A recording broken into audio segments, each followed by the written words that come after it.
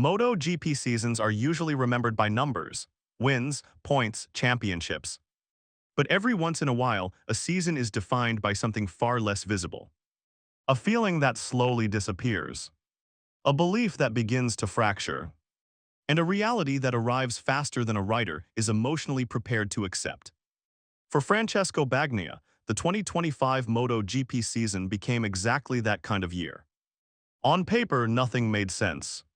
A double world champions, riding the most dominant machine on the grid, backed by the strongest factory team in the paddock.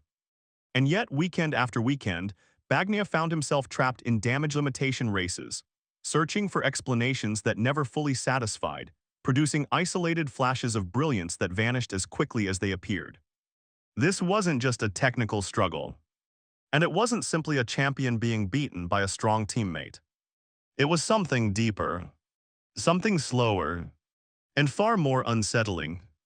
Behind Bagnaia's calm expression, pressure had been building long before the results began to fall apart. The expectations entering 2025 were ruthless. After losing the previous championship despite winning more races than anyone else, the logic seemed simple: fewer mistakes, same speed, title secured. But MotoGP is never that simple.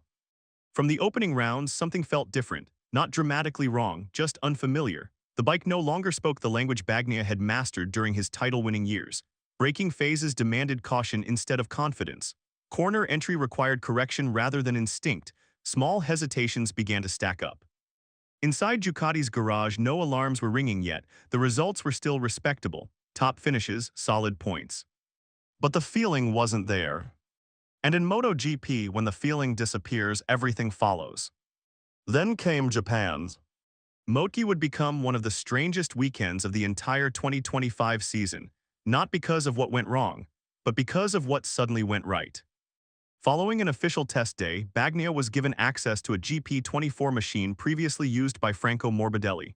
On the surface, it seemed like a routine adjustment, a data-gathering exercise, nothing more. But almost immediately, something changed. The braking instability that had haunted him for months simply vanished. Corner entry felt natural again. The front end spoke clearly. The bike flowed beneath him instead of resisting. Bagnaia took pole position with a new lap record. He controlled the sprint race with authority. And on Sunday, he dominated the Grand Prix from lights to flag. It wasn't just the result that shocked the paddock. It was the ease.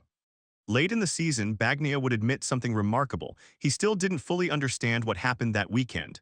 MotoGP was the first time all year he felt like himself again, like 2024, like the rider Ducati had built its modern era around.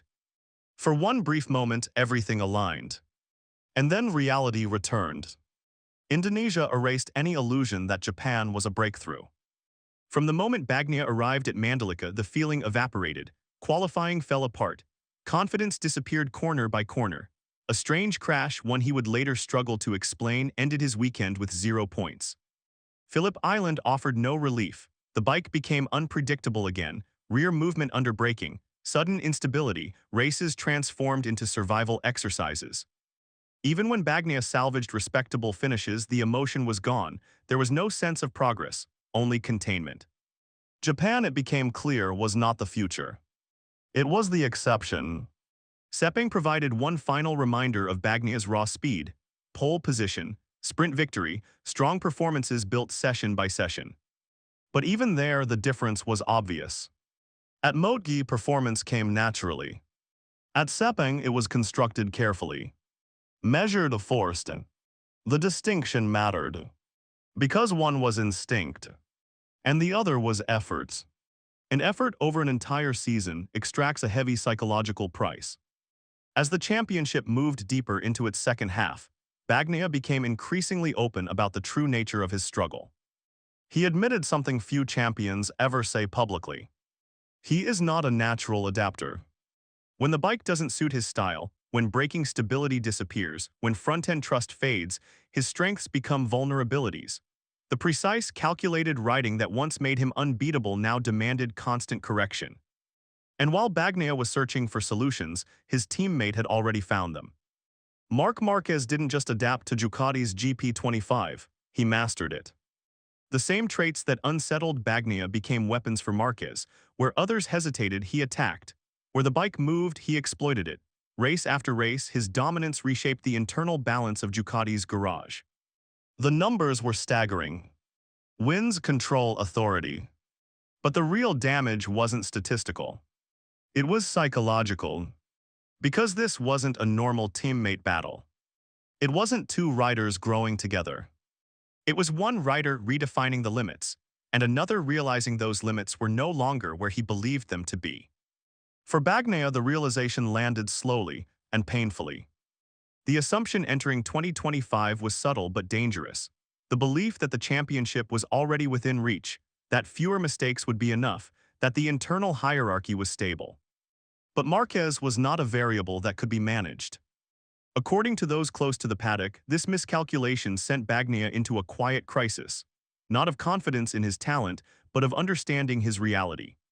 This wasn't about losing races. It was about redefining himself under pressure he had never truly faced before.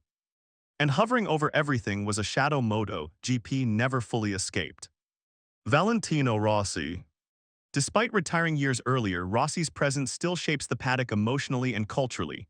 His rivalry with Marquez remains unresolved, divisive, lingering. Bagnaia, a product of the VR46 Academy, carried that inheritance, whether consciously or not. When Rossi and Marquez crossed paths in Austria and failed to acknowledge each other, the clip exploded across social media, a reminder that 2015 never truly ended. Inside Ducati, that emotional undercurrent mattered more than many realized. As the season slipped away, Bagnaia faced a reckoning that had nothing to do with lap times. Acceptance.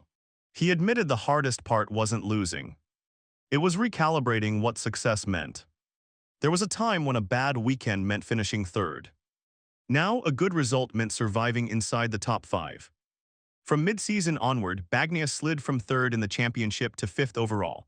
For a rider accustomed to dominance, the adjustment was brutal. Inside Ducati, questions quietly intensified: balance, direction, future planning.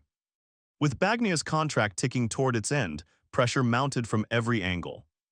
Ducati leadership publicly insisted on harmony. Claudio Domenicali made it clear the team wanted both riders fighting at the front. Marquez himself repeatedly expressed belief in Bagnaia. But belief does not equal certainty. And MotoGP never waits for comfort. By season's end, Bagnaia framed 2025 not as defeat, but as education. A painful one that forced him to confront uncomfortable truths about adaptation, identity, and expectation. Because MotoGP doesn't just test speed. It tests ego. It tests flexibility. And it exposes every weakness, mechanical or human. In 2025, Francesco Bagnaia didn't lose his talent. He lost certainty. And whether this season becomes a collapse